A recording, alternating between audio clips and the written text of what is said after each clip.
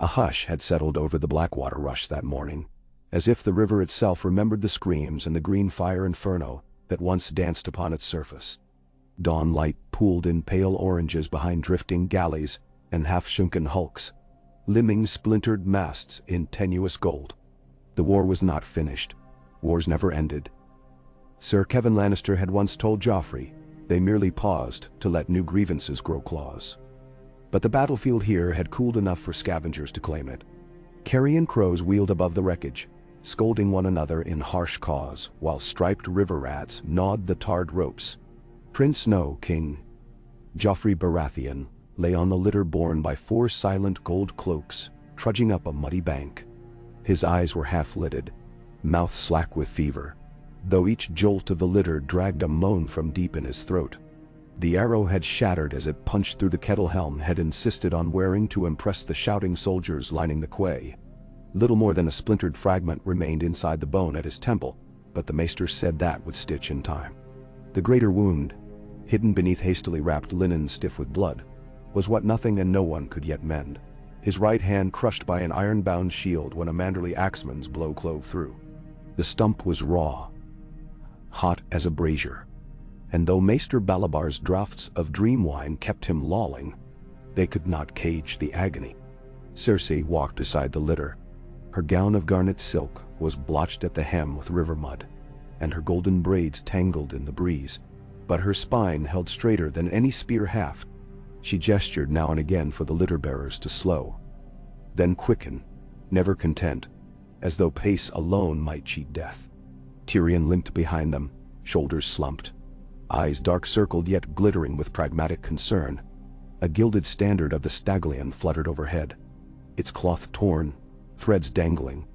King's Landing rose ahead in tiers of smoky marble, its walls stinking of pitch, its gates black with scorch marks. Through half-closed lashes, Joffrey watched it all bleed together. Mother's anxious grace, Uncle's scholar's squint, river mist wreathed in faint bray of gulls. He smelled roasted fish, tanner's vats, oily wildfire still clinging to burned timbers downstream. The air tasted of salt and copper, of battlefield and sickroom both. A voice, thin yet insistent, echoed from childhood, from a place before crowns and crossbows. Straighten your shoulders, my sweet boy. A king must never be carried. He must walk on his own feet. But he could not while the litter swayed, not while his arm felt as if plunged into molten glass. Inside the red keep the litter passed beneath groaning portcullis teeth and onto torch-lit cobbles. Maester Balabar awaited them with a tray trembling in his veiny hands. Vials of purple syrup and milky poppy seed tincture chimed faintly against a bone saw polished to a moonlit sheen. Behind him clustered silent septus, their gray robes smelling of lavender and lye. Joffrey's senses tried to flee. He felt himself floating through mist as gloved hands removed the soiled linen around his wrist. When the last fold peeled away, the stump glistened wetly, rimmed by blackening flesh. A buzz of flies alighted, and Cersei's breath hitched, just once. Tyrion muttered a prayer he thought no one heard. "Dream wine," Balabar commanded. A septa held the cup to Joffrey's lips, but he turned his head. He wanted to scream at them all. "I am not some babe at nurse." Yet the words tangled behind his teeth. Instead he rasped, "Jaime, where's Jaime?" The question hung, unanswered, and the dream wine slipped in regardless, warm and cloying. Darkness claimed him with a lover's insistence. He drifted upon a sea of bells. They tolled from tall sept towers, tolled within his skull, deep and sonorous. Somewhere a woman's voice recited catechisms, for the father's justice, for the mother's mercy, for the maiden's innocence, keep the king from shadow. Another voice, lower, asked, "Will he live?" And a third answered, "If the rot does not climb his arm." Swords rang upon shields. Children laughed. Sandals whispered across cold marble. He floated between them all, weightless, unmoored. In those dark, narcotic hours, the faces of the seven came to him. The craggy father with scales in one hand, the serene mother cradling a babe, the warrior armored in starry steel. The stranger's visage stayed hidden, featureless, a mirror casting his own fear back upon him.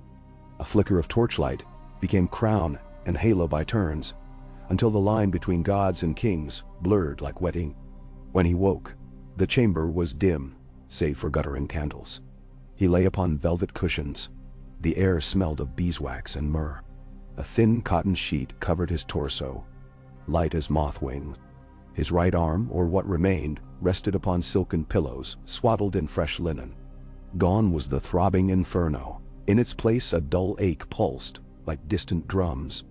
Turning his head, he found Grand Maester Pious perched on a stool, parchment spread across his knees. "Your Grace," the old man whispered, setting down a quill. "Do you know where you are?" "Bedchamber," Joffrey croaked. His throat felt scraped raw. He tried to wet his lips, then noticed a cup at the bedside. Water tinged faintly with lemon. He sipped, swallowing slowly. "How long?" "3 days since Blackwater Ford," Pious replied. 2 days since the amputation." The word struck like cold steel. Amputation. It confirmed the truth his fevered dreams had danced around, but never named. He flexed phantom fingers and felt only emptiness, as though the hand still lurked somewhere unseen. His gaze dropped to the bundled linen, a stump, bandaged, final. He wanted to howl. Wanted to summon guards and command someone, anyone, to fetch the hand, stitch it back, return him whole. Yet instead of rage, a hush filled him. The hush of that silent dawn by the river. He heard the wings of a moth batter the window. He tasted lemon on his tongue and felt tears prick hot behind his eyelids. It was not fair, a voice inside him whispered, a frightened boy's voice, muffled by years of cruelty and crown. Pious cleared his throat gently. "Your Grace, the infection has been driven away for now. Milk of the poppy will dull the aching. Rest will quicken your recovery. And there is something else." The old maester produced a small wooden box bound in leather. "Your mother bid me give this when you woke." Inside lay a slender rod of dark heartwood, its surface carved with twisting scriptural verses. A septon staff, cut from the weirwood grove atop Pesenius Hill. Bound to it by fine gold wire was a figurine wrought of mother of pearl. The Mother of Mercy, arms outstretched. A reliquary. Joffrey stared until the pearl seemed to glow. He had never been one for piety. To him, septons were dreary men in stale robes who muttered nonsense, while courtiers schemed around them. Yet as his gaze rested on the figurine, a peculiar warmth seeped into his chest. "She hopes," Pious said quietly. "It will give comfort." The High Septon himself blessed it this morning. Comfort. The word sounded foreign. Comfort was other children's mothers tucking blankets, other boys' fathers teaching them swordplay on frosty mornings, not Cersei's perfumed kisses or Robert's roar of approval after a well-shot arrow. Comfort was what he had clawed from others by threat of crossbow or decree.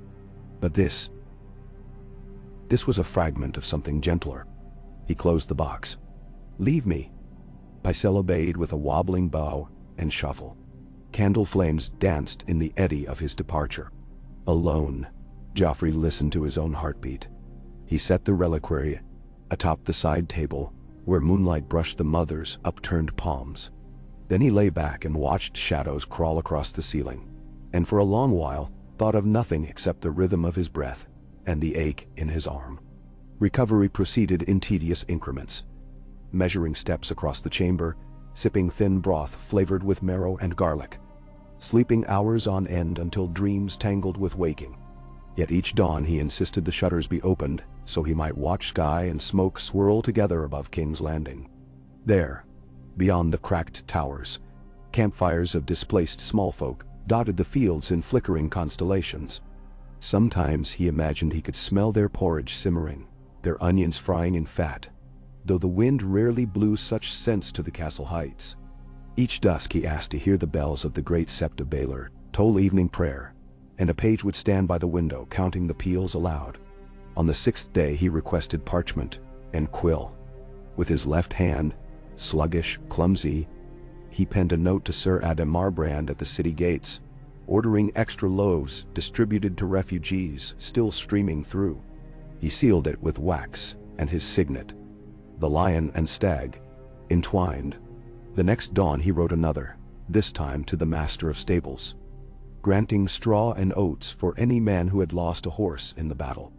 And when Pious returned bearing drafts, Joffrey dismissed the maester's surprised praise with a wave. "I am king. They are mine to protect." He surprised himself as much as the old man. Pain taught humility, he discovered. Weakness opened doors to strange rooms. In those rooms dwelled voices he had long refused to hear. Sansa Stark, ghost of pal and White Guide after he had forced her to look on her father's head, reappeared nightly in his dreams, but now she did not weep. She merely studied him with the broken patience of a child who has seen too much. The rumble of the mob's laughter the day he'd ordered Sir Meryn to strip her echoed behind her silence. And he would wake sweating, the scent of lilacs and terror thick in the air. The reliquary remained on the side table. Some mornings he traced the carved lettering on its staff, reading haltingly. "Beneath the stranger's shadow stands the mother, to cradle all in need."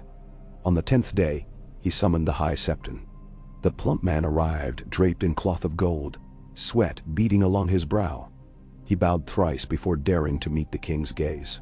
"Your Grace, the Seven watch over you." "Do they?" Joffrey asked, voice hoarse. "Tell me why they spared me from the stranger's hand, but took my own." He lifted the stump for emphasis. The High Septon licked his lips.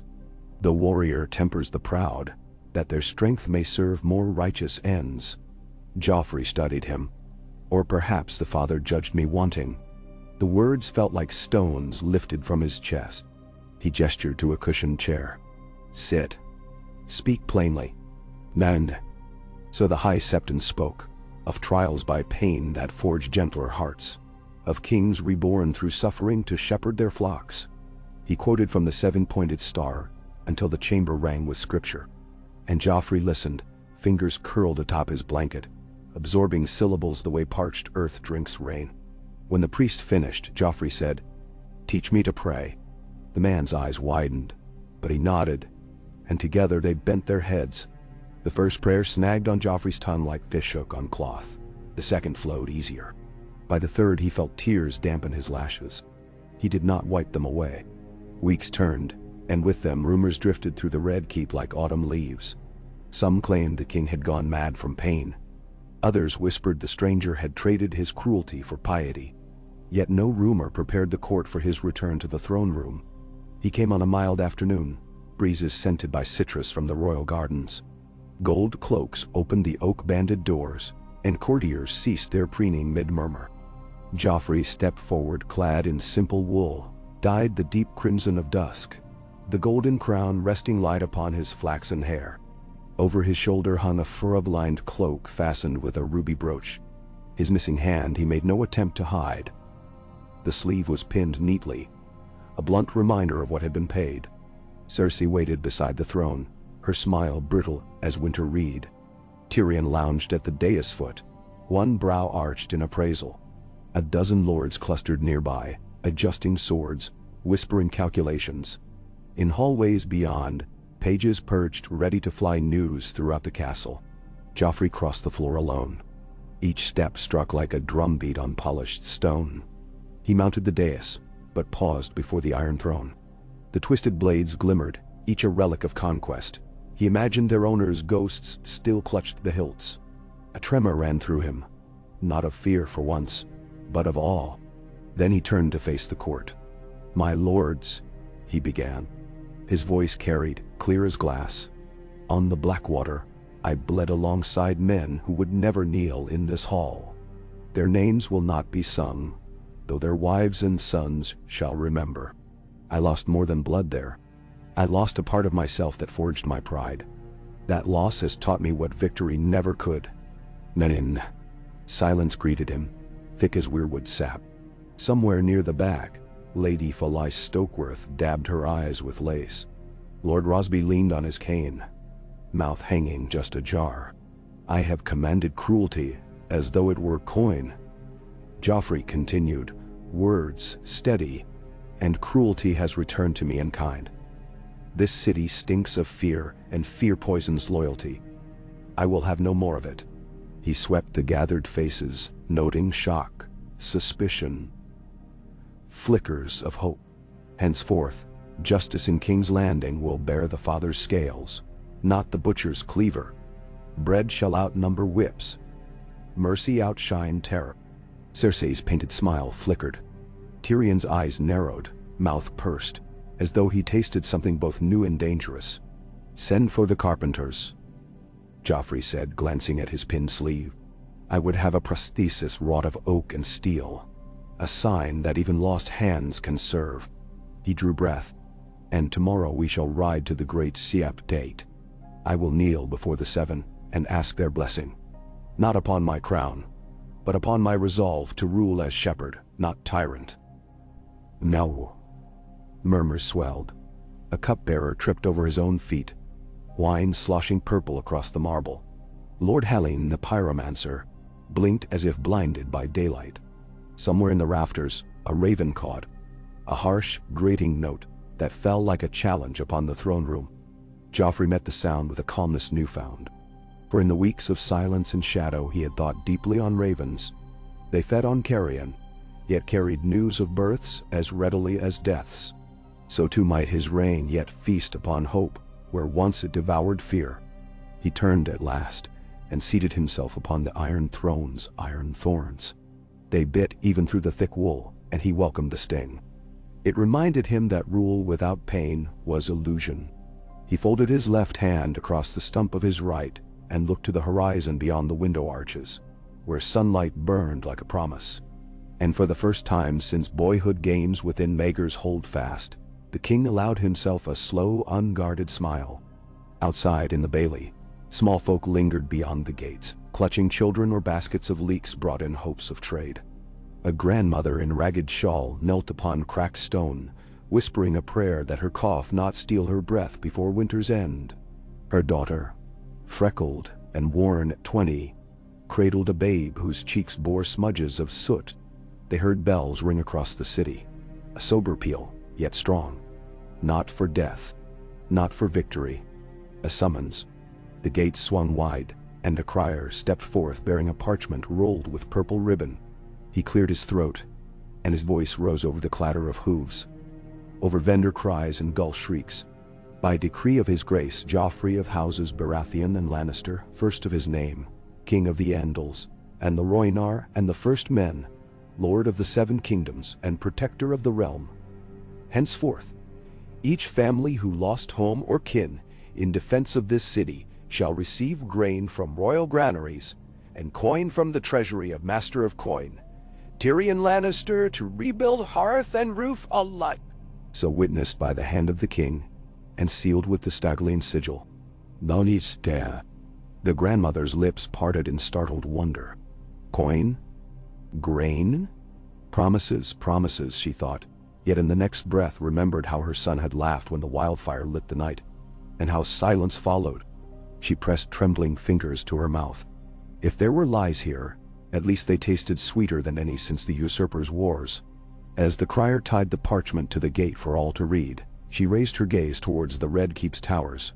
Behind a high balcony, fleeting as cloud shadow, she glimpsed a figure in crimson wool with a sleeve pinned neat where a hand should be. The sun caught on his crown, and for a breath both ancient and newborn she thought she saw faith. Not in gods alone, but in men, flare like dawn along the ramparts. She did not know if such flare would last. Yet she clasped her granddaughter's tiny fingers, closed her eyes, and whispered a prayer none in the milling crowd could hear. Let mercy find root before winter. Days slipped into each other as subtly as pages in a worn septon's tome. The court adjusted like dancers to a new rhythm, wary but willing. When Joffrey convened a council session, it opened not with complaints of treachery, but with talk of sanitation channels for Flea Bottom, proposed by Tyrion and seconded by Grand Maester Pious. Joffrey listened, asked questions, weighed costs against lives saved, and approved the digging. He rode with Sir Loras through the city's charred streets to inspect the work, his new hand of carved oak strapped to the stump with leather thongs. It could not grip sword hilt or quill yet. Still, he wore it ungloved, a badge of lesson learned. Small folk gathered where he passed, eyes shining uncertain curiosity. Some dropped to knees, others merely stared. Joffrey found himself wishing he might speak with each. Hear their stories of husbands gone and daughters hungry, but there were too many, and his voice too small against so wide a sea of grief. Even shepherd kings must face limits. That night, he stood upon the balcony outside his chambers, gazing across a city that was no longer merely his prize, but his charge. Lantern light shimmered upon the reliquary resting in his palm. He traced again the Pearl Mother's face, then placed the token on the parapet. Candlelight from behind cast its shadow long across the stone. A gull shrieked, and wind rustled his cloak. Closing his eyes, he recited softly the prayer the High Septon had taught him. Father above, judge me just. Mother of mercy, guide my hand, wooden though it be, that I may lift those I once crushed. Warrior, gird me not for conquest, but for courage to beg forgiveness. As the words faded, a weight he carried since childhood eased, just slightly. And though night-cloaked kings landing in charcoal tones, he felt dawn somewhere beyond the horizon, already beginning its slow, deliberate rise. Within the royal armory, sparks flew where a smith hammered, glowing steel. Sir Osmond Kettleblack watched, muttering disbelief. Rumor claimed the king intended to melt crossbow bolts into plowshares. Madness, Sir Osmond muttered. What use is a plow when rebels sharpen spears? But his mutterings carried no further than his own shadow, for none dared contradict a monarch who had bled, suffered, and returned, both humbled and unbroken. Yet not all welcomed this new dawn. In darkened corridors, whispers coiled like vipers. Houses who profited by chaos wrung hands at the thought of a merciful king. One night, beneath Dragonstone starlight, a raven stirred bearing a scroll south to the Reach, and another winged west to Casterly Rock.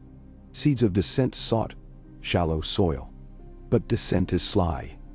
You may plant it, but cannot choose what it will grow. None of this reached Joffrey's ears that evening as he knelt before the candlelit altar within the royal sept, the stump of his right arm cradled against his chest. Septa Miriel sang a hymn, voice trembling yet earnest. The king bent his head, as if before a lord far greater than any mortal, and whispered the names of those head wronged. Sansa, Sir Dontos, that butcher's boy Micah, the hundreds who fled fires he once cheered. The act did not unmake cruelty, yet it marked a beginning. As the hymn's last note faded, Joffrey opened his eyes. Candle flames hazed his vision, halos of amber. In their midst he fancied a figure waiting. No flesh, no crown, only the shape of a hand extended, fingers curled about nothing, inviting him to offer something unseen. He lifted his wooden prosthesis and placed it upon the altar. Wood kissed stone with a hollow tap. He felt naked, unbalanced, human. Guide me, he breathed. Though whether he begged the warrior, the father, or some echo of his own better self, he could not say. His pulse thrummed in his ears like distant drums. Outside, bells tolled low and steady, and if one listened close behind their resonance lay the hush that had greeted dawn on the Blackwater. A hush poised between ending and beginning, between grief and grace. It lingered in every street he had scarred, in every heart he hoped to heal. And in that hush, a young king once drunk on power now tasted humility's wine, bitter and sweet.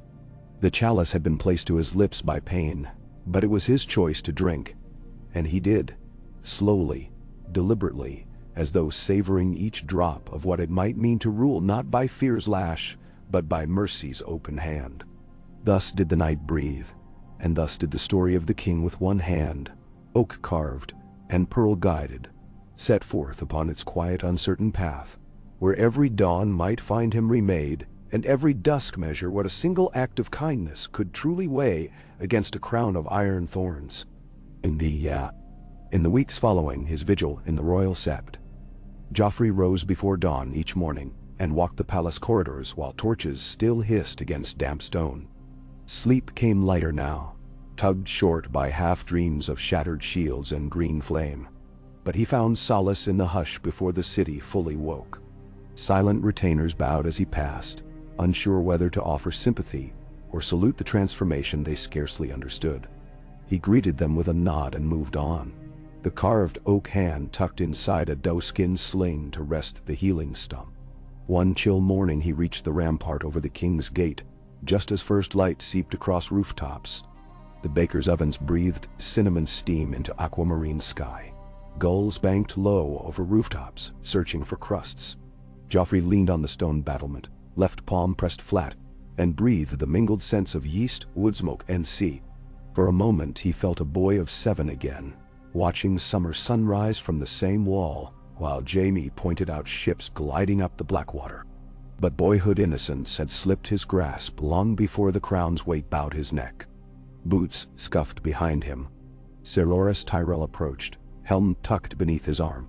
His cheeks were freshly shaved, his eyes bright with that easy charm small folk praised in drinking songs. Yet beneath the courtesy lingered calculation. Even generosity demanded something in return at court. "Your Grace," Loras said, setting helm aside. "The new city watch rotations take effect today. I thought to ride the perimeter myself." A pause then. "You might find the fresh air heartening." Joffrey straightened. He had spent weeks cloistered, healing, listening to council petitions, yet scarce ventured past the walls. Fear whispered that a crossbow bolt could still find him, or a stray stone hurled by some harrowed refugee. But another voice, quiet, steadfast, answered that a shepherd who hides from his flock soon hears only jackals. He turned to Loras. "Saddle 2 palfreys." They rode through Iron Gate just after sunrise. A dozen gold cloaks led, spears upraised, though Joffrey had ordered half their usual number to keep the passage open for common folk. Small folk parted to let the riders pass. Potboys with soot-smudged faces, fishwives lugging baskets, still wriggling with silver river sprats, smith apprentices hauling casks of charcoal. Some bowed or curtsied, most simply stared, measuring rumor against flesh. Joffrey caught a flash of fear in one boy's eyes, memory of some past cruelty, and it cut deeper than any blade. He reined up, stepped from the saddle, and knelt so his gaze met the child's. "What is your name?" he asked gently. "Perwyn, Lord." The boy's voice quavered. Joffrey unpinned a silver stag from his cloak, pressed it into the child's palm. "For bread and porridge," he said. "Tell your mother the crown remembers her husband's service at the mud gate." He did not wait for thanks, only rose stiffly and swung astride the horse once more. Behind him, Sir Loras lifted a brow but withheld comment. They rode on toward the Street of Flower, and then down the long slope to Flea Bottom, where alleys twisted like knotted rope and night soil slicked each step. Rat-catchers and washerwomen crowded the gutters, gawking at the royal procession. Joffrey dismounted again at the butcher's cart, and bought every joint upon it, leaving the stunned butcher with a handful of royal sigils and instructions to distribute meat free of charge. By midday, word rippled through the ward that the king himself had walked its filth-choked lanes. Red lines formed, not out of fear, but fragile anticipation. That evening at council, Tyrion reported the day's rumors with wry amusement. "You've become a wandering almsbox, nephew. The treasury bleeds faster than the butcher's hog." Joffrey met his uncle's sardonic grin with calm. If coin alone could buy loyalty, father would have ruled unchallenged. "Let us purchase something rarer, trust." Pycelle nodded, beard drifting across parchment. Varys fluttered his hands delicately. "Broad shoulders for one so young, your grace. But shoulders alone tire. Might I suggest a program of roofs and sewers financed by guild loans? Structured debt will spread the strain." Joffrey considered. "Draft a proposal. Show it me within the week." He rose, signaling dismissal. "We repair brick and mortar for winter's storms. Best we also mend hearts before the next one." Number Sedo. Winter's storms indeed drew closer. Ravens from the north carried uneasy tidings. The Boltons tightened hands around Moat Cailin. Wildling bands harried east-west roads. A pale star flared each dawn like an omen. But graver yet was news from the Reach. Lord Mace Tyrell had written on parchment, scented faintly of roses, "My beloved son Loras returns bearing glowing accounts.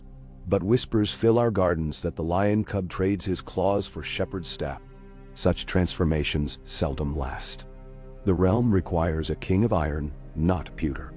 The undertone, unspoken, pressed like a cold finger against Joffrey's neck. Wed my daughter quickly, or the Reach's harvest may not weigh upon King's Landing docks this autumn.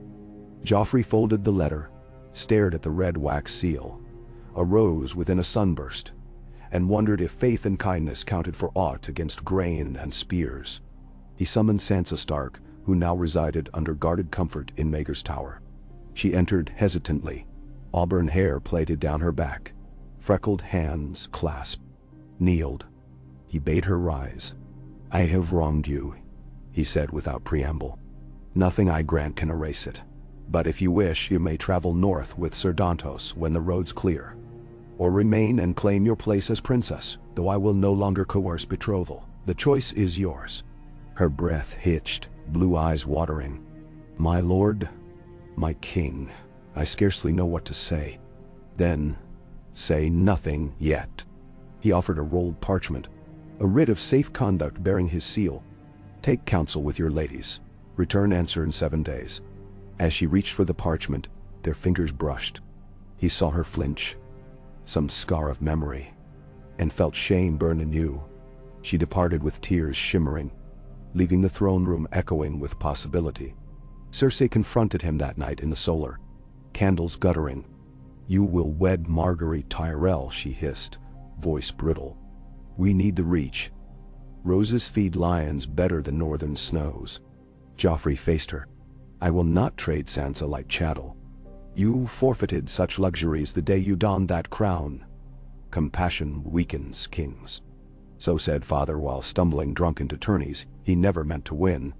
The retort struck like whip crack. Cersei recoiled, eyes glimmering angry wine. He gentled his tone.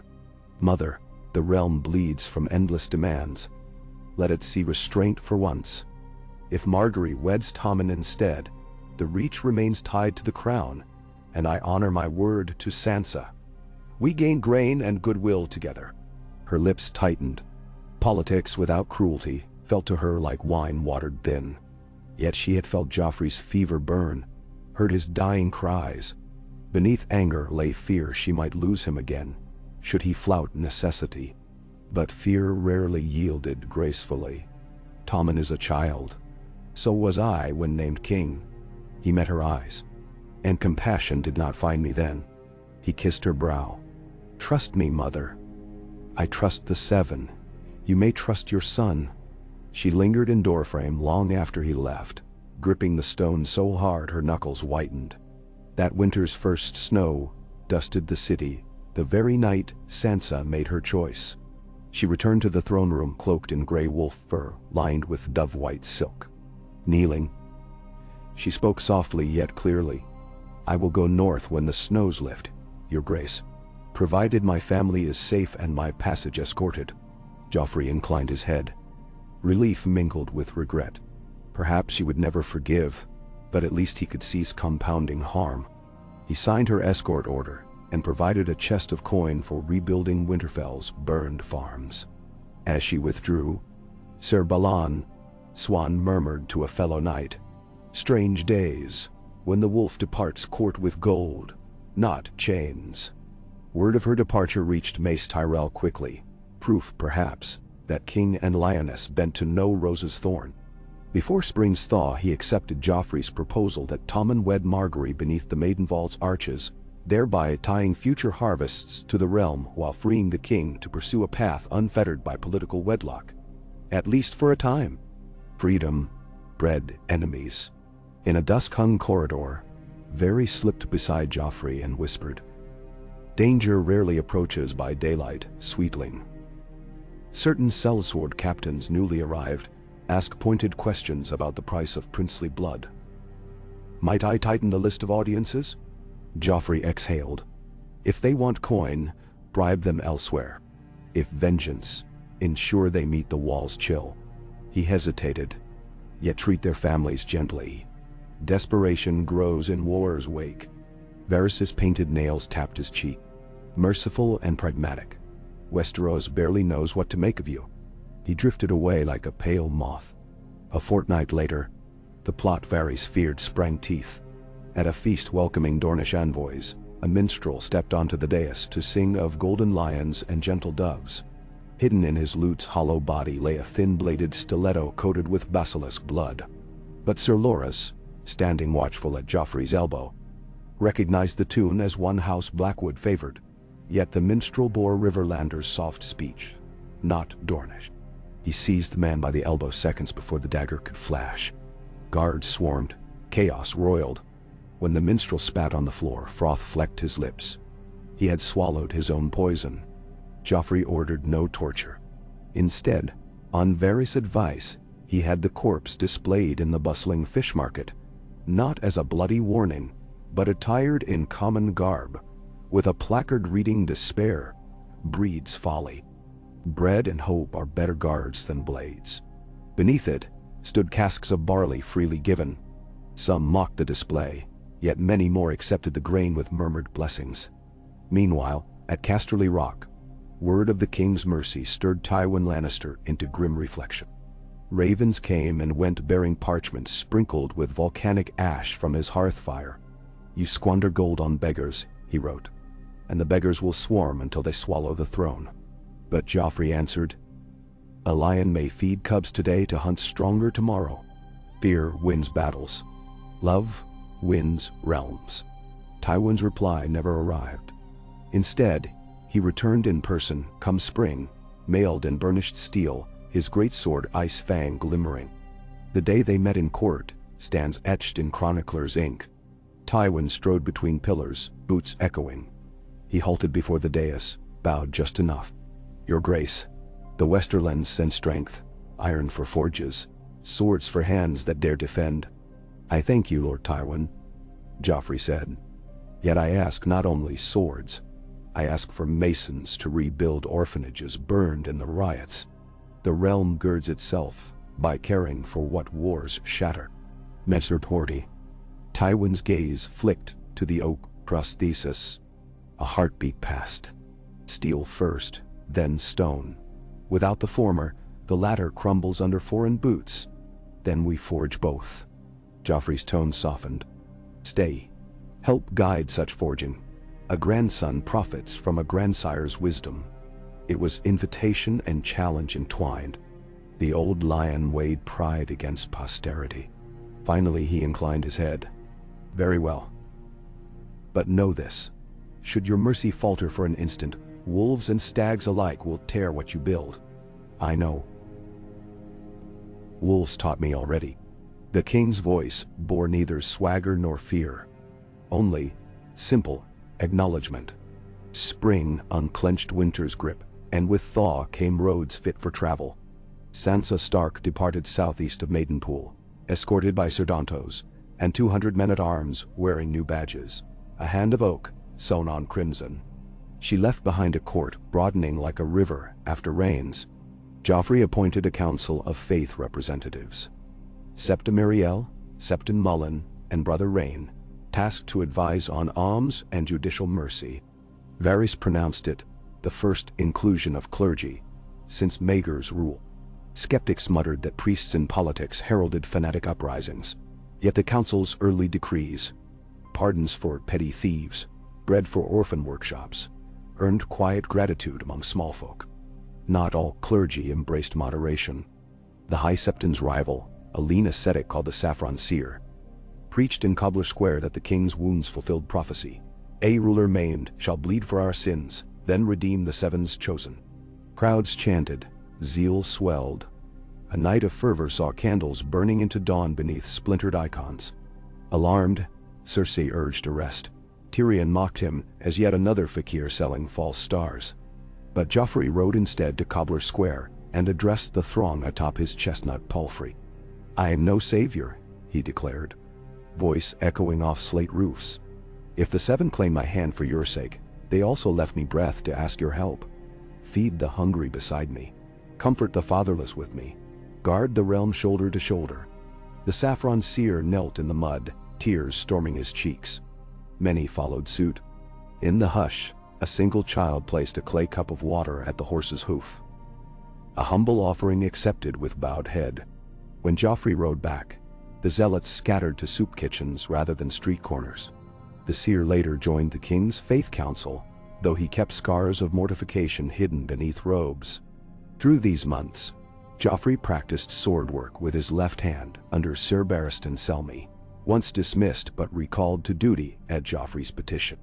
The old knight drilled him dawn and dusk, wooden wasters humming through courtyard air. At first Joffrey's balance faltered, oak prosthesis threw movement awry. Barristan adjusted stances, taught him to deflect rather than brute block, to slide instead of crush. Slowly the king's blade sang truer, guided by finesse rather than ferocity. One afternoon, sweat streaming, Joffrey stripped a tunic, revealing pink scar tissue across his ribs from shrapnel. Barristan pointed to the oak hand harnessed at his stump. "One day, your grace, we shall forge a steel hand fitted with catch hooks so you may grip shield straps." "Let it remain wood," Joffrey answered, sheathing the practice blade. "Steel is for killing, wood for building." Yet, he accepted Barristan's gift, a light kite shield, engraved with the mother's arms holding a lion cub. Its edges bore flower motifs whispered to be the Queen of Thorns. Subtle blessing. Summer matured. Grain stores filled. Sailors reported pirates subdued by combined Lannister and Tyrell galleys. But storms brew even under clear skies. Letters reached Tywin from vassals, disgruntled that gold flowed southward to relief funds. Some threatened to withhold levies unless compensated. Tywin confronted the king. "You give wolves lambs. They eat lambs, and howl for more." Joffrey countered, "Teach lambs to sow grain and they feed wolves into complacency. That is not how wolves think. Then we teach wolves as well." He smiled softly. "You taught me once that a mind needs books like a sword needs a whetstone. Wolves need learning no less." Tywin's silence adopted the sharpness of unsheathed blade. But he could not deny the city's calmer streets, nor the coffers once emptied by bribes now replenished by guild tithes levied fairly. He grudgingly ceded a third of rock surplus to the royal granary, yet discontent seated elsewhere.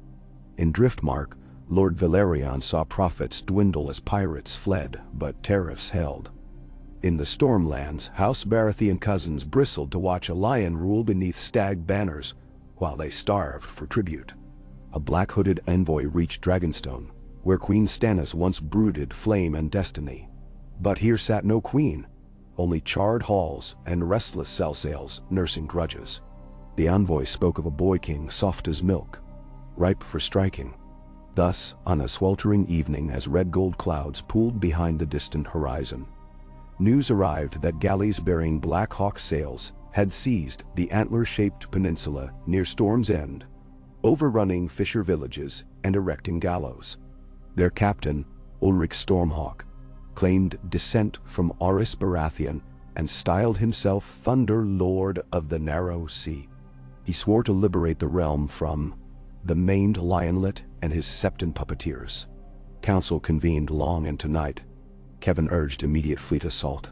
Cersei, brow furrowed, demanded hostages hung. Tywin advised caution. Stormhawk's raiders moved too quickly, perhaps backed by coin heavier than their own. Varys' spiders hinted at Carthy merchants angered by grain embargoes. Joffrey listened, oak hand tapping the table's edge. Finally he spoke. "We sail under dawn, but we strike only those who will not bend.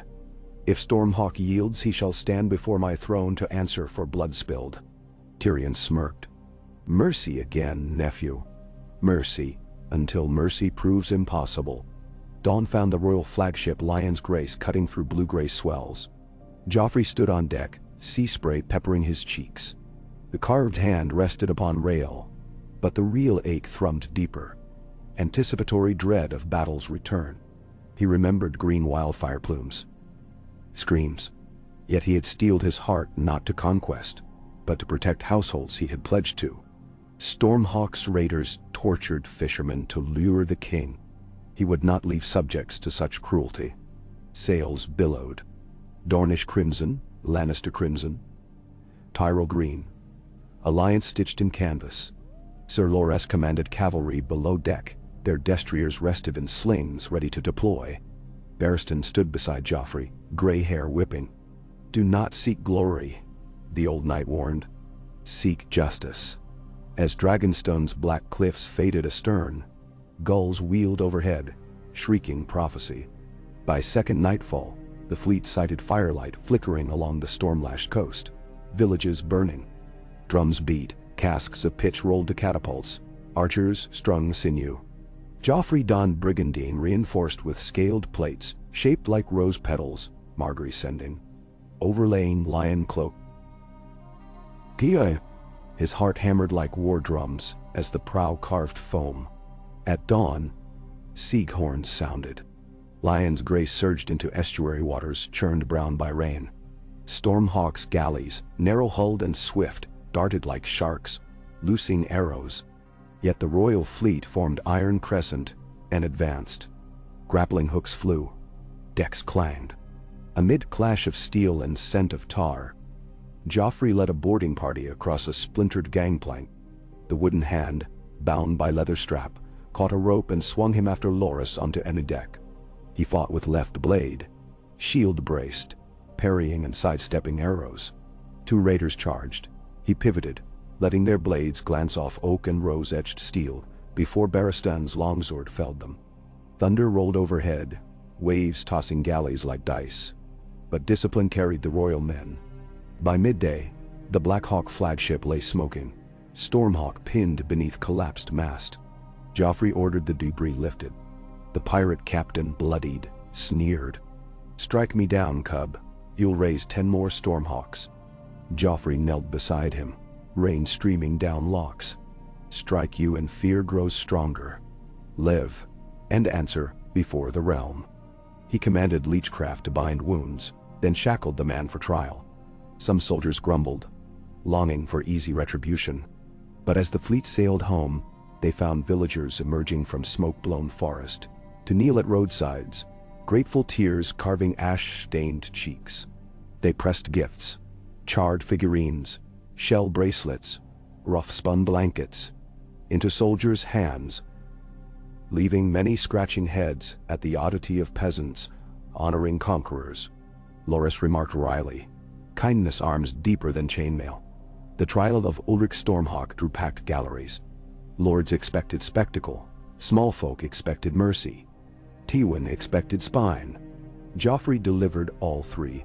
He condemned the pirates' raids, enumerated each innocent slain, then offered commutation if Ulrich swore binding oath to the crown and rebuilt what he burned, using spoils tucked away. Ulrich, stunned, spat at the throne dais. Guards half-drew blades. Joffrey raised his left hand. So be it. Sentence passed. Life at the wall, to defend realm he wrong. No blood yet spilled, though rage churned in nobles craving deterrence. Afterward Tywin confronted Joffrey in the antechamber. Mercy again. His tone balanced between frustration and respect. Yet you held firm when insulted before all. Mercy loses no honor when honor stands first. Joffrey answered. Stormhawk's bones rotting serve none. His strength at the wall may yet shield us. And if he escapes, then he escapes with tale of a king who spared him. Perhaps he spares another in turn. Joffrey met Tywin's gaze. We led by the examples we carve. Tywin's jaw tightened. Finally he exhaled. I once believed fear the surest chisel.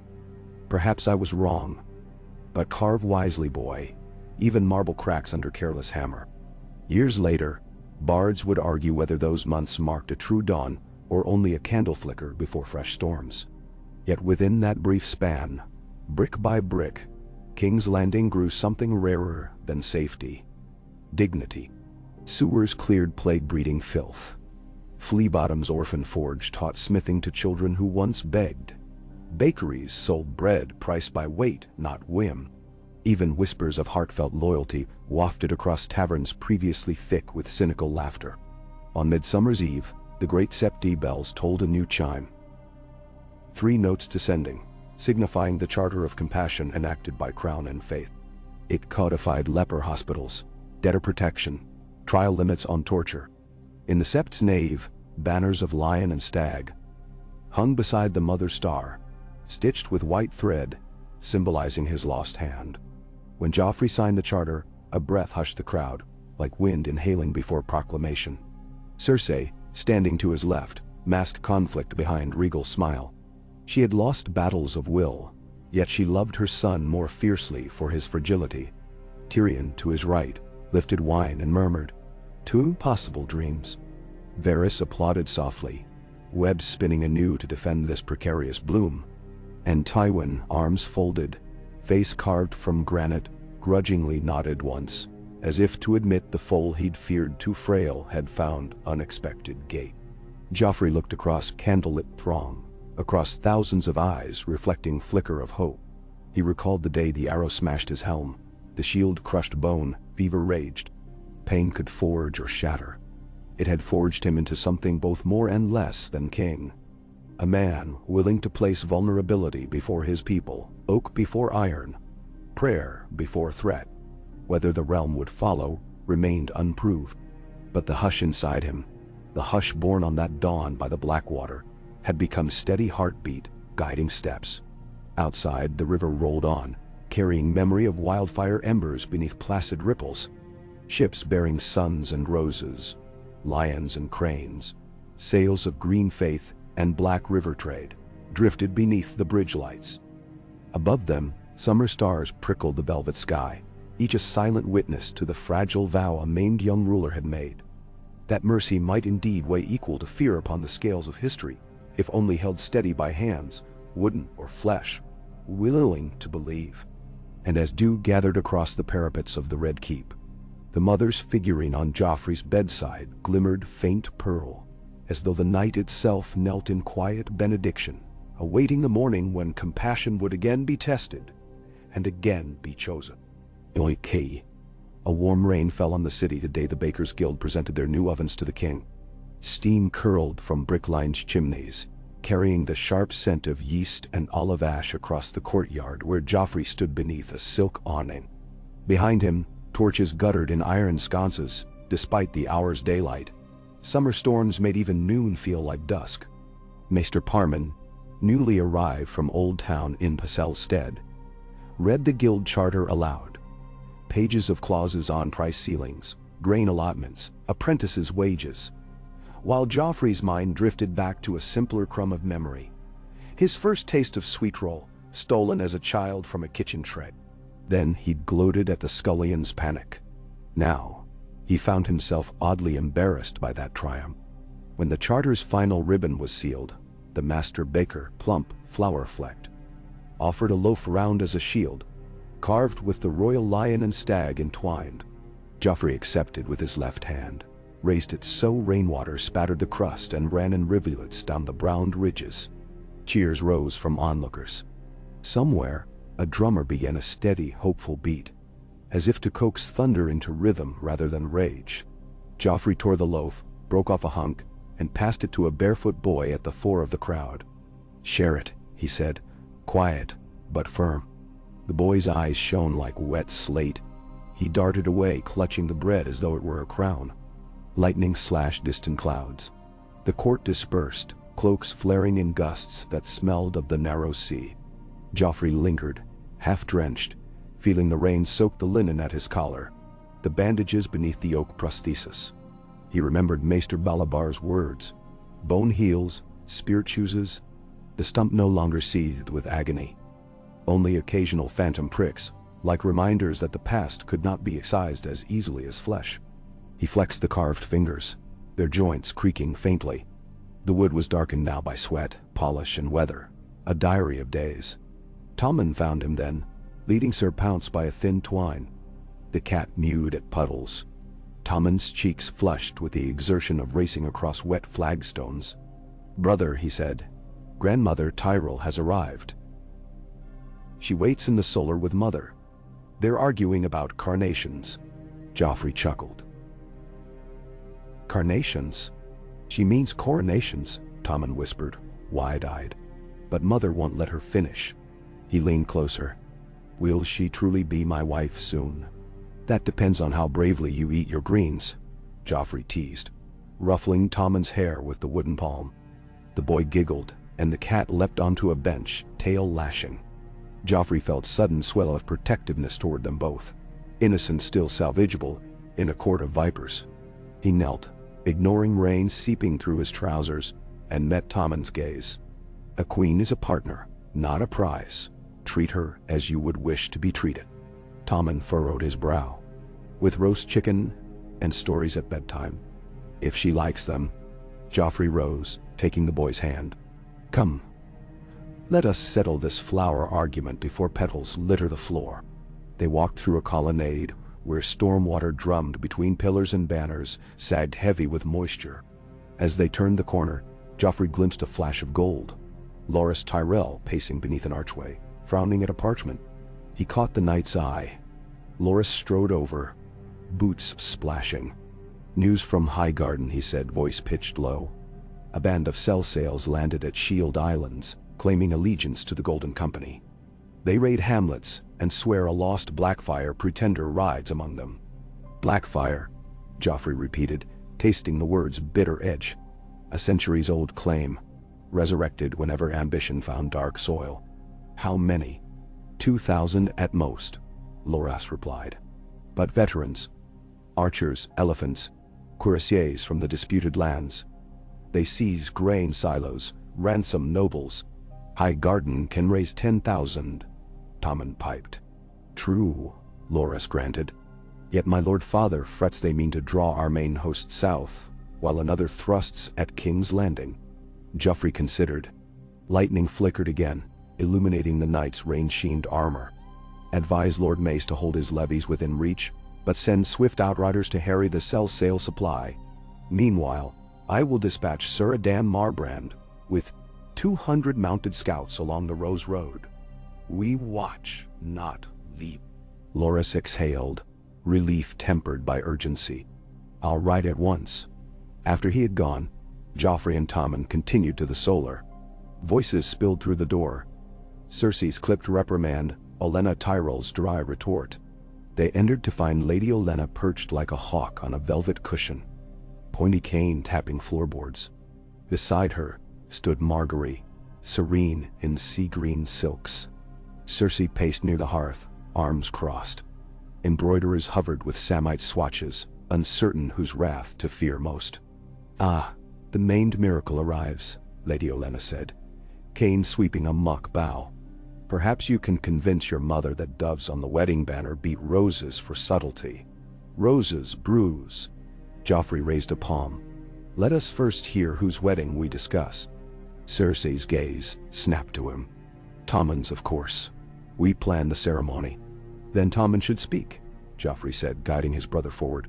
Rainwater dripped onto the carpet from their cloaks. He may be young, but he can choose. Tommen swallowed, glancing at Margaery. I like roses, he offered timidly. But doves are gentle. He shuffled. Maybe both. Lady Olenna cackled. A diplomat already. See Cersei? Compromise blossoms. Cersei's lips thinned, but she nodded. Both, then. White doves on a field of red roses. What? And a golden lion rampant beneath, Joffrey added. Unity in all. Margaery inclined her head. It shall be so, your grace. Her eyes lingered a heartbeat on Joffrey's wooden hand. Soft with sympathy, then shifted to Tommen, who blushed. The embroiderers hustled away. Cersei drew her sons aside. Firelight flickered over her cheeks. I need a word. Tommen drifted toward Margaery, leaving Joffrey with his mother beside settle bench carved with hunting scenes. You should not diminish yourself before Olenna, she whispered. She circles every concession like a vulture. I grant what costs us nothing, Joffrey replied. And earn goodwill. Cersei gripped his forearm, fingers unconsciously digging near the bandage knot. Goodwill breaks as easy as sugar glass. She studied his face. I know you think pain ennobled you, but wolves still prowl. Her voice softened. Let me be teeth where you show mercy. I do not forbid defense, he said. Only cruelty. Her gaze flickered, uncertainty warring with pride. At last, she kissed his temple. Then let us hope your better angels keep their swords close. That night, lightning gave way to tranquil drizzle. Joffrey sat at his desk, candle stub wobbling in the breeze. Ravens awaited answers, one from the Eyrie offering trade of moonstone for grain. One from Lord Glover petitioning funds to rebuild Deepwood Motte. Another, unsigned, delivering a single line in smudged charcoal. "Mercy is poison a sip at a time." He studied the scrawl, noting the elaborate tail on the AEA. A Mirish hand, perhaps. He dropped it onto coals, watched paper curl black, sparks dancing like fireflies. Turning to fresh parchment, he composed decrees. Chartering a hospice outside the Dragon Gate, exempting healers from taxes.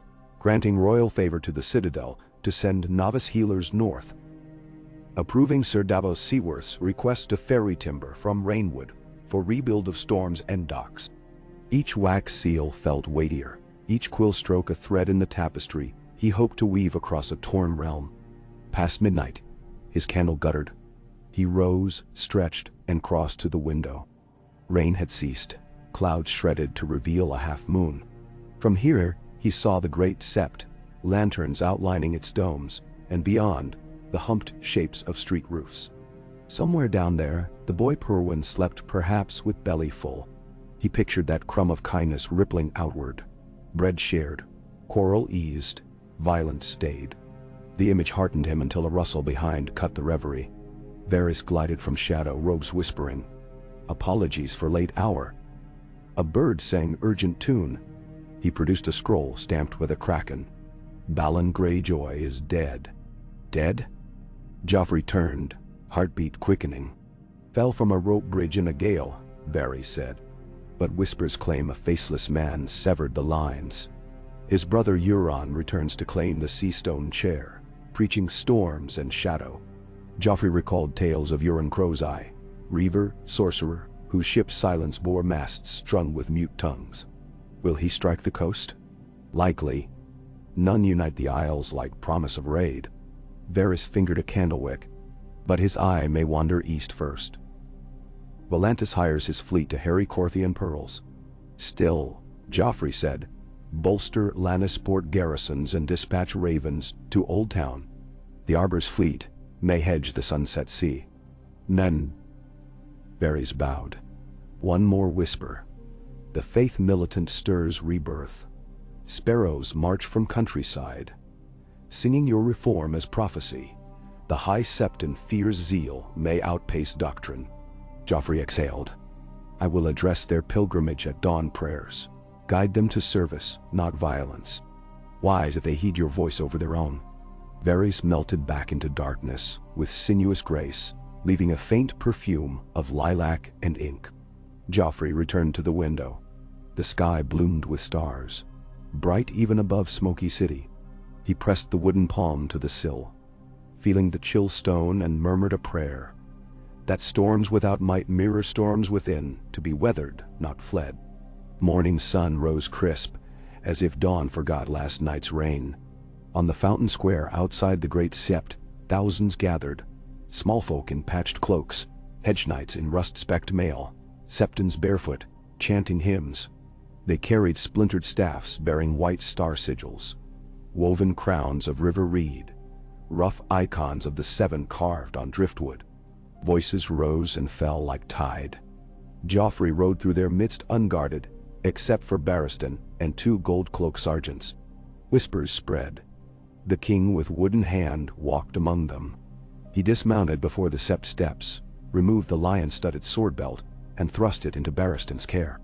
Then he strode barefoot across marble, feeling cool smoothness beneath soles. A penance gesture the High Septon recommended. Inside the sept, incense curled. Choirs sang soft polyphony. Joffrey kneeled before the mother's altar, oak hand resting on his knee, flesh hand upon his breast. The High Septon intoned lessons of charity. When he beckoned the king to speak, hush fell like snow. Joffrey rose, voice carrying. 7 guide hands, both whole and broken. Mine was taken by war's cruelty. Let no more be taken by hunger, plague, or pointless pride. He scanned faces, scarred men, gaunt women, children clutching straw dolls. If you bear arms, lift them to shield, not to wound. If you bear anger, turn it to labor. Build roads, raise granaries. I pledge crown's coin and counsel. but I ask your strength in return. Faith without works is wind." An old woman in tattered shawl approached, eyes milky with cataracts. She touched his oak wrist, whispered, "Bless you, child." Others followed, brushing fingertips to his wooden fingers, as though relic.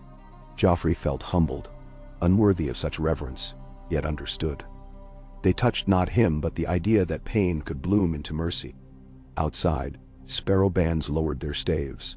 Some wept. Some sang gaudy. The tide of fanaticism ebbed to quiet resolve.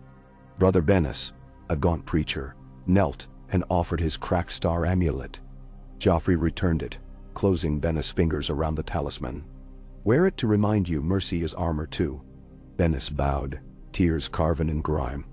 Word of the scene traveled swift. In taverns, men sipped watered wine and mused that a king who walked barefoot before beggars was either mad or holy. Either way, they found themselves less eager to riot. Autumn's first leaf drifted across the throne room floor when Sansa's raven arrived from White Harbor. She wrote of snow kisses on pine boughs, of Lady Manderley's banquet, where songs of the South mingled with grief. She thanked the king for safe passage and coin that fed widows. She signed simply, "May mercy guide you as it guides me." Joffrey traced the ink until it smudged. He instructed the scribe to reply with news of Tommen's betrothal, grain shipments scheduled north, an invitation that once Winterfell's halls rang with laughter anew. The crown would visit. Another raven came bearing grimmer tidings. The cell sails on Shield Islands had seized the fortress Greenport, slaying its castellan. Mace Tyrell's levies marched but risked siege dragging into winter. Tywin urged decisive stroke. Joffrey convened council. "We can ill spare half our host," Kevin argued, finger-tapping map. ... But a smaller force sailing from King's Landing could strike the island's weak flank. "Stormhawk's remnant cages navies," Tyrion said. "Yet elephants balk at boarding narrow gangplanks in gale seas. We need subterfuge." Barristan suggested night infiltration via fishing dories, but Maester Parman raised concern for plague rumor. Cell sails sickened by pale blood fever, dying skinless. Varys confirmed. Bodies ejected at sea bobbed white as parchment. "War inside their lungs," he said. "Nature fights for us." Joffrey listened. "Then ziegs them on land, blockade at sea. Fever will break their will. Spare them where they yield, execute ringleaders who forced plague carriers on innocents." He tapped the oak finger on map taut. "Ser Loras will command blockade. Sir Davos will supply fishermen with antidote herbs." He met Tywin's gaze. Mercy tempered by caution. Tywin nodded. "And should Blackfire Pretender appear? I will meet him. Sword in left hand. Charter of compassion in right. Let him pick which cuts deeper." Preparations began. Dockyards hammered keels into hulls of swift patrol cogs named Dove's Wing, Mercy's Gift, and Stalwart. Blacksmiths fashioned grapnel hooks shaped like roses. Loras' idea to remind foes of what pricked when they sought to pluck petals. Joffrey spent hours inspecting decks, speaking with carpenters, sharing salted cod stew from common kettle. Sailors used to grumbling at past levies now boasted they'd sail for the king who walked barefoot. Tywin observed from pier, helm under arm. "You charm them like Robert once did," he remarked. Voice neutral. "Yet your father's thunder roared, and thunder is remembered. Rain grows crops." Joffrey countered, then softened. "But I heed your counsel. The fleet bears catapults and wildfire barrels should storms need roar." Tywin's stern mask cracked, the faintest upturn of mouth. "Perhaps two lions may yet learn each other's songs." They parted at sunset, gull cries echoing. Joffrey watched his grandsire mount a white destrier, silhouette stark against blood-orange sky. He wondered if Tywin saw in him a second chance, or only slow erosion of everything he'd built. He resolved to prove Mercy could fortify, not erode. 2 nights before fleet departure, the assassin came. Joffrey lay half asleep, candle burned low. Quills scattered. A whisper slid beneath doorframe. Cloth brushing stone. His eyes snapped open. The oak hand reached for bedside dagger as shadow loomed. A masked figure rushed, knife glinting. Joffrey rolled, the blade slashing pillow feathers. He kicked the attacker's knee, felt bone crunch. The masked one grunted, but swung again. Oak fingers seized wrist. Flesh hand drove dagger's pommel into temple. The assassin sagged. Guards burst in moments later, torches blazing. They hauled the intruder upright. Slender woman, hair cropped, eyes ember bright with fanatic hate. Joffrey recognized the charcoal whiptail handwriting from the threat note. She spat blood. Poison Kingslayer. Tyrion arrived in nightshirt, crossbow cocked. Barristan thundered behind. Your Grace. I am well.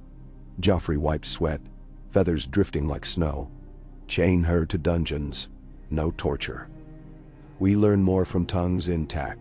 She laughed raggedly. Tongue enough for curses. May the stranger feast on your mercy. Nuts and pull. Guards dragged her away. Joffrey sank onto bed, heart galloping. Tyrion exhaled a hiss. Your coin buys love. Sure, but love's brother is envy. Perhaps, Joffrey said, voice trembling. Yet I will not trade love for fear again. He steadied breath. Send word to Varys. Find who sent her. Barristan laid a hand on his shoulder. Steal your soul, sire. Assassins measure resolve like smiths test blades. Strike, quench, strike again. Joffrey nodded, gratitude shining. That dawn he walked to the sept, still wearing torn night tunic, feathers clinging. He knelt, prayed for the assassin, her anger, her unknown loss.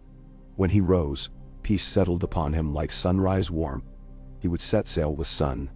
The fleet left on a morning so clear the sky looked hammered silver. White sails snapped, banners streamed, rose-crowned lamb, golden lion stag, dove clutching olive sprig. Joffrey stood at Lion's Grace prow, oak hand gripping rail.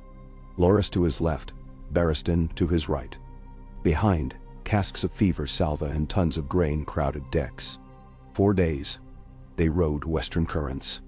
At night, constellations danced across calm sea. On fifth dawn they sighted the Shield Islands, rocky crowns banked by sea foam, smoke smudging horizon. Fever's stench reached them on breeze, coppery, fungal. Loras ordered masks soaked in pine tar. They anchored beyond catapult range. Scouts rode dories in. Through spyglass, Joffrey saw cell sails staggering, hacking lungs. Their elephants dead, tusks streaked red. Warned by plague's ferocity, defenders mustered weakly. That evening, Loras' voice shook as he briefed the king. It's death in there. They begged the Seven for mercy. Then we grant it, Joffrey said. Send healers ashore with antidote brew. Provide bread. Offer pardons if they surrender arms and ships. Some objected. Plague a blade that might swing back. But Joffrey insisted. 80 cell sails accepted, staggering to shore camp where maesters tended them. 20 refused, barricaded in a tower. Joffrey ordered catapults ready yet held fire, giving them night to reflect. At dawn they emerged, pale, dropping swords. The pretender, no prince, only a Myrish mercenary painted in dragon sigils, vomited blood and swore fealty before collapsing. Tyrell Levy secured Greenport without single arrow loosed. Fever claimed perhaps 100 more, but thousands lived. Grain stores, intact. Loras knelt on beach, sea-washing ankles, and said, Your mercy wields specters better than swords. Joffrey watched gulls wheel. Because mercy disarms vengeance. The dead bear no grudges. The saved owe debts. They ferried hostages to Lion's Grace, where Joffrey addressed them. Take oath to rebuild what you razed. Serve 5 years in harvest fields or Doomguard. Then, free to return home. They accepted, bewildered. Among them a gaunt cell-sail spoke. Bloodless victories breed longer peace. Let's pray so, Joffrey said. Winter crept early that year, sliding cold fingers from north to south. As fleet sailed home, frost-silvered rigging at dawn, snow-crowned Dragonstone's crags. Ravens warned of white winds beyond the wall. Lord Commander Jon Snow, the Night's Watch had named him after election, sent plea. Wildling clans unify under banner of a woman called Mother of Mountains, marching south for refuge. With them trail shadows with ice eyes. Council met upon Joffrey's return. Shivering flames danced in braziers, breath clouded in chamber. Davos urged opening gates, feeding wildlings rather than fighting two foes at once. Tywin scoffed. Barbarians unmanageable. Maester Parman cautioned plague risk. Cersei feared southern lords panicked by free folk settlement. Dunpe. Yet Joffrey recalled beggars in city, sell sales fevered, and saw a pattern. Fear breeds ruin. He stood. We will aid the watch. We send grain, wool cloaks, and masons to repair the wall. We invite wildling elders to treat beneath guest right at Winterfell. A realm that shelters becomes stronger than one that shuns. Nin. Tywin shook his head but spoke not. Brother Bennis, now faith envoy, murmured prayer of the mother's open arms. The decree passed. Bring again. A hush of expectant buds. Rivers swollen. Winterfell reopened gates for the first peace moot of free folk and Northmen. Joffrey journeyed north with retinue. Cersei, Tywin, Tommen and Margaery now wed, Barristan, Tyrion, Varys cloaked in furs. They traveled by royal wheelhouse, oak panels carved with doves and roses. Along King's Road, villagers bowed. Offered turnips, smoked trout. Some touched the oak hand for luck. At Moat Cailin, Joffrey dismounted to walk the ankle-deep bogside, rebuilding causeway stones with laborers for an afternoon, surprising even dour ironborn prisoners. They reached Winterfell in time for first thaw d'arbois. Snowdrops flowered along broken walls partially rebuilt. Sansa greeted them in courtyard, flanked by Lord Davos and a tall young clan chief of the Vens. She curtsied, meeting Joffrey's eyes with calm. He bowed in return. Your home rises from ash, he said. Like the realm. Feasting followed. Free folk chieftainess Val toasted Southking of the Wooden Hand. Northmen responded with hearty cheers. Through translator, a giant named One Wag declared pledge of peace, so long as bread never runs short. Joffrey laughed, gifting the giant a cart of oatcakes. That night he and Jon Snow spoke by hearth. Jon's black cloak still smoky from watchfires. His gray eyes rimmed with sleepless vigilance. My brothers cannot hold forever, Jon admitted. I fear ice greater than iron. Then we hold together, Joffrey answered, sliding the mother's reliquary across table. A token of promise. Faith stands at your side. Nefialni. A pact was signed. Crown to supply the watch. Free folk to settle granted lands. Each clan to send levies south if others breach the wall. Joffrey sealed with Lionstag stamp. Jon with Night's Watch raven. Val with sign of swirling mountain. Sansa watched from dais, candlelight glinting over her tears.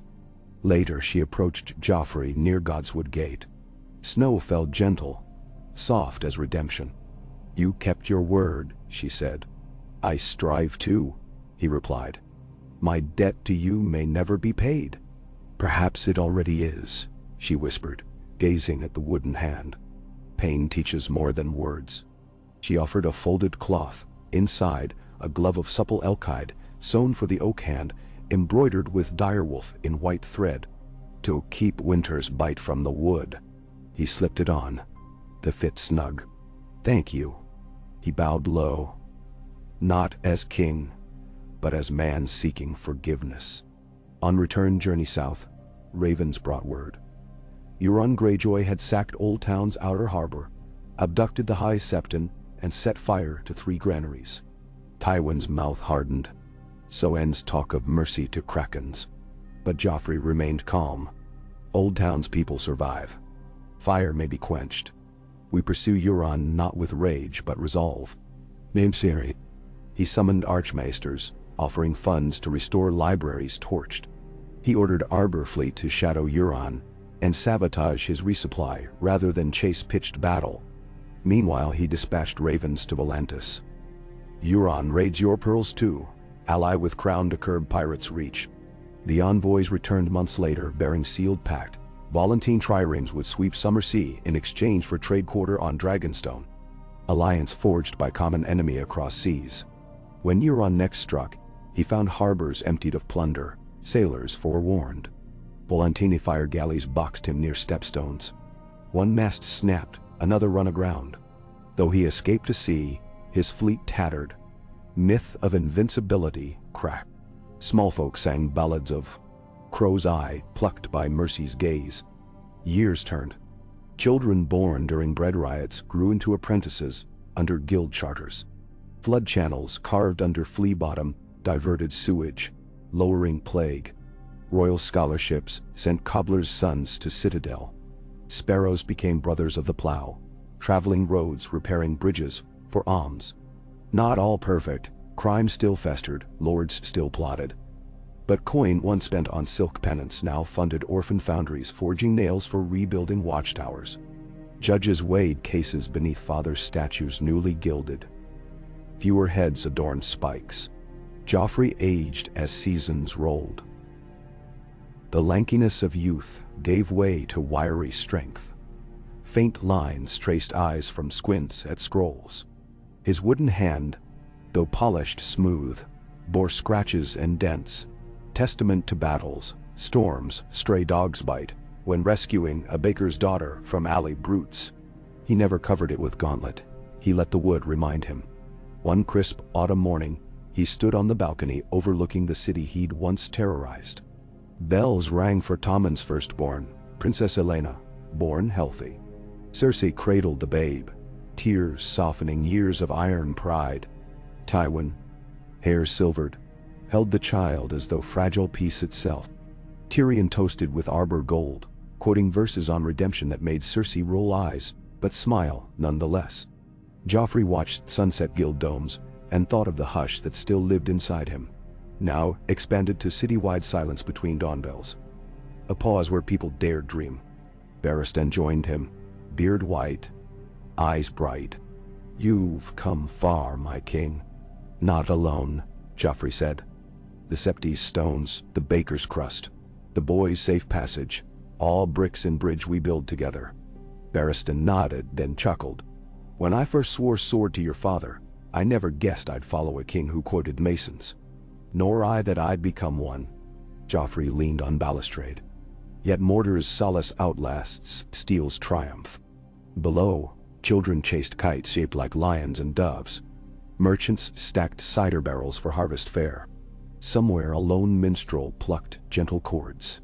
Joffrey closed eyes, inhaling cinnamon and river breeze mingled, and listened, really listened, to the city's heartbeat. It pulsed neither with fear nor with riot, but with quiet industry, like a loom weaving bright banners for winter crowns. He opened eyes to horizon where ships dotted bay, their sails no longer looming threats but promises of trade. A single gull wheeled close, then soared toward sunset flare. Joffrey lifted his wooden palm in silent salute. In that gesture lay a prayer never spoken aloud. That each day hints would choose compassion over cruelty, until the oak at the heart of the realm grew rings thick enough to weather any storm. The city answered with the low murmur of countless lives momentarily in harmony, and the king with the wooden hand felt, perhaps for the first unguarded time, that his reign had fashioned something stronger than power. Trust, unbroken, gently beating like the wings of doves rising through dawn.